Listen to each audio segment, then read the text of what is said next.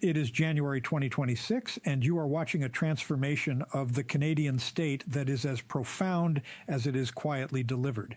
You may have tuned in to the recent year-end interview with Prime Minister Mark Carney, perhaps expecting the usual platitudes about jobs and the middle class that tend to fill the airwaves during the holiday lull. Instead, what you witnessed was a funeral rite for the assumptions that have governed your economic life for 3 decades. The headline, of course, was the trade war. It is the noise of tariffs and the bluster from Washington that captures the attention of the news cycle. But I want you to look past the chyron and listen to the cool, almost clinical detachment with which the Prime Minister described the United States of America. He did not describe a friend having a bad day. He described a structural failure. When asked directly about the health of the continental bond, Mr. Carney did not resort to the diplomatic fiction that our interests remain perpetually aligned. He stated with the precision of the central banker he once was that the United States is no longer a reliable partner. Consider the gravity of that admission. For generations, the Canadian strategy has been to hug the Americans close, to manage the elephant in the room by whispering in its ear. That era is over.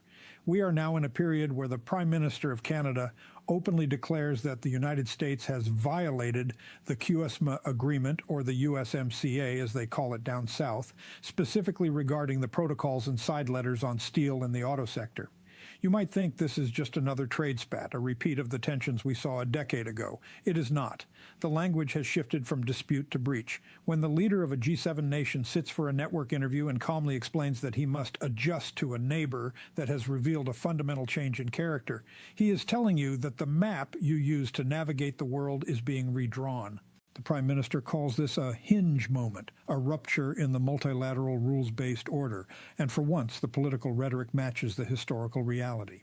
What officially happened to bring us to this precipice is a collision between Canadian formalism and American caprice. President Trump, back in the White House and facing midterm elections next fall, has imposed a tariff scheme that Ottawa contends is illegal. The mechanics of the trade deal, the dispute settlement panels, and the carefully negotiated rules of origin have been swept aside by an America First policy that Mr. Carney describes as very transactional. But notice the Prime Minister's reaction. He is not scrambling. He is not rushing to Mar-a-Lago to plead for an exemption. He told Donna Friesen that his government is disciplined and will not rush into a bad deal. This is a game of high-stakes patience. With the U.S. Supreme Court set to rule on the legality of the tariff scheme, Mr. Carney is content to let the clock wind down, betting that a diversified Canada can outlast an erratic America. You should understand that when the Prime Minister speaks of negotiations about negotiations, he is using the polite vocabulary of diplomacy to describe a standoff. There are no formal talks because the premise of the relationship, that agreements matter, is currently suspended. This impacts you because the certainty that allowed Canadian businesses to invest and Canadian workers to plan for the future has evaporated. The government's response has been to turn inward to strengthen its hand and outward to find new friends. You see this in the domestic political maneuvering that has surprised even seasoned observers. Mr. Carney, who admits he is now a politician despite his technocratic roots, has managed to stabilize his minority government by attracting support from across the aisle. He rejects the word lure, but he confirms that former Conservative MPs have crossed the floor, drawn by what he calls a positive vote for the government at a moment of national crisis. This political consolidation is the domestic armor for the international fight. The Prime Minister argues that the country is in a better position than it was 9 months ago, asserting that the economy is improving and that Canada is becoming more independent. That phrase, independent, is the key to understanding the year ahead. It implies a decoupling. It suggests that your prosperity is no longer strictly a function of American demand. To that end, the government has committed to the largest increase in military spending in modern history, some $82 billion over 5 years. This is not just about meeting NATO targets or appeasing Washington. It is, as Mr. Carney points out, about keeping that money in Canada, building a defense industrial base here rather than sending 70 cents on every dollar south of the border. The picture that emerges is one of a Canada that is hardening its shell. The Prime Minister acknowledges that the job is a 24/7, 365 days a year reality, a relentless grind of anticipating threats. He is surprised, he says, by the sheer scale of the issues despite his previous proximity to power. But the strategy is clear. If the Americans want a transactional relationship, they will get one. If they want to treat the border as a barrier rather than a bridge, Canada will look elsewhere. This is why you hear him listing new partners with such enthusiasm: the Philippines, Thailand, Singapore, the European Union, the UK, and the Gulf states. He speaks of a $7 billion investment from the United Arab Emirates, not as a windfall, but as proof that the world wants what Canada has. As we walk through the mechanics of this new reality, you must ask yourself what it means for your community. The Prime Minister insists that we have what the world wants, citing our values and our reliability. He is trying to construct a narrative of confidence to counter the narrative of decline. He points to the coalition of the willing supporting Ukraine, a group that includes Canada and major European powers, but notably excludes the United States, as evidence that Ottawa can act on the world stage without Washington's permission. This is a bold assertion of autonomy. It is an attempt to reassure you that while the neighbor has changed, the neighborhood can be managed. But as we peel back the layers of this interview, we have to look at the risks inherent in this pivot. We have to examine whether a middle power can truly thrive when its geography is at war with its geology, and whether the cool confidence of a central banker is enough to navigate the hot anger of a trade war. To understand the severity of what Prime Minister Carney calls a violation, you have to look at the fine print of the deal we thought we had. When the United States-Mexico-Canada Agreement, or CUSMA, was negotiated, it was sold to you as a restoration of order. It was supposed to be the sturdy roof that would keep the rain out of the Canadian economy. Specifically, the Prime Minister points to protocols, side letters, agreements around the steel sector, around the auto sector that were drafted precisely to prevent what is happening now. These side letters were the institutional guardrails, the written assurances that even if the Americans felt protectionist, Canada would be inside the tent.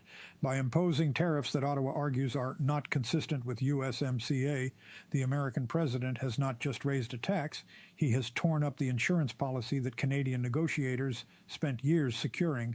When Mr. Carney tells us that the United States is no longer a reliable partner, he is defining a collapse of institutional trust.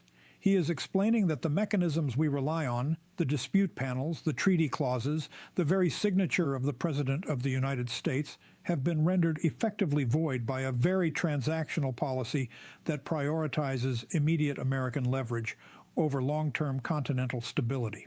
This brings us to that curious phrase the Prime Minister used, negotiations about negotiations. It sounds like a satire of bureaucracy, the kind of sterile language that drives voters mad. But in the world of high-level trade diplomacy, it is a flashing red light. It means that the two sides cannot even agree on the rules of engagement. They are scoping the battlefield rather than discussing the terms of peace. For you, the citizen, this means we are in a period of prolonged limbo. The review process for the trade deal is technically beginning, but the actual bargaining is paralyzed until the Americans decide whether they want a partner or a vassal.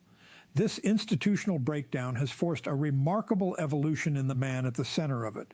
You must remember that for decades, Mark Carney was the ultimate technocrat, the governor of the Bank of Canada, the governor of the Bank of England, the man in the energetic, tailored suit who calmed markets with a raised eyebrow. He admits now that while he dealt with prime ministers in his past lives, he only had a sense that the job was 24/7. Now he says it is another thing to live it. He confesses to being surprised by the sheer volume of issues that land on his desk, a humble admission from a man not known for public displays of uncertainty. He tells us, "I am now a politician," a label he once seemed to wear with a degree of discomfort, even as he insists he remains a pragmatist. This tension between the politician and the pragmatist is defining how his government survives. You see, the chaos in Washington has created a strange gravity in Ottawa. It has allowed Mr. Carney to stabilize a minority parliament by pulling support from unlikely places. When asked about the Conservative MPs who have crossed the floor to join the Liberals, the Prime Minister rejects the word lure or courting. He insists they were attracted by what we are doing, framing their defection not as political opportunism, but as a positive vote for the government during a national crisis.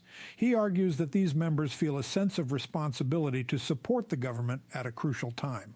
Whether you believe that or whether you see it as the usual rats and sinking ships maneuvering of parliamentary life, the result is the same. The external threat is consolidating the Prime Minister's internal power. He is inching toward a majority not through an election but through the attrition of his opponents. Why should this matter to you? Because the mechanics of this standoff are about to touch your wallet and your workplace. The Prime Minister is betting that he can wait him out, that is, wait out the American president. He notes that President Trump faces midterm elections next fall and that the U.S. Supreme Court is set to rule on the legality of the tariff scheme. This is a gamble on the American constitutional system. Mr. Carney is wagering that the checks and balances of the American Republic, which have looked so fragile lately, will ultimately restrain the White House. He is banking on the American courts and the American voter to fix a problem that Canadian diplomacy cannot. It is a strategy of discipline, as he calls it, refusing to rush into a bad deal. But consider the risk of that wager. While Ottawa waits for the U.S. Supreme Court or the midterm elections to change the weather, the tariffs remain. The uncertainty remains. The Prime Minister